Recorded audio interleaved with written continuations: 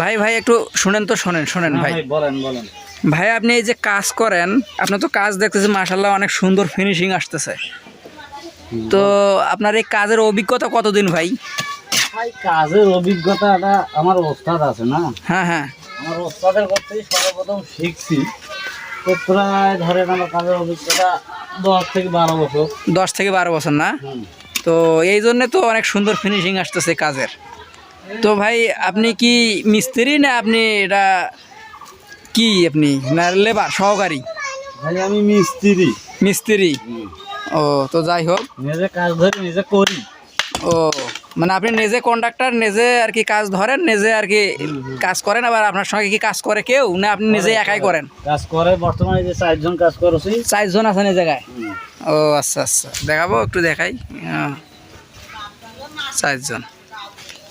তো আপনাদের কেমন, এটা কি পারিশ্রমিক আপনারা কেমন, কি সিস্টেমে পান? এটা কন্ট্রাক্ট সিস্টেম নাকি? ভাই আপনাকে একটা কথা নাই, কথাটা বলি কি জান ভাই, পশ্চিম ঢাকা চাকরি।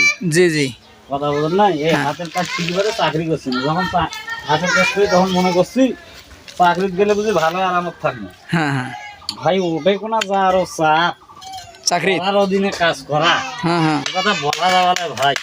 লাস্টে ঘুরি ফিরে আইনো এই কাজও, এই কাজও আইনো। এখন ডক্টর ইউনুস হলো সরকার। হুম, তাহলে এখন কি মনে হয়, মানে চাকরির চাইতে এই কাজে ভালো?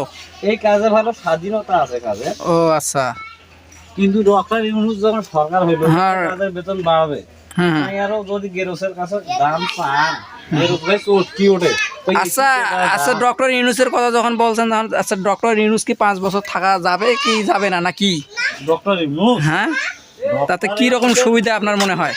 আমার মনে হয় যে কোনো সরকারে আসুক ক্ষমতায়, হ্যাঁ হ্যাঁ, 5 বছর থাক আর 10 বছর থাক, আমাদের কাজ আমাদেরকে করতেই হবে।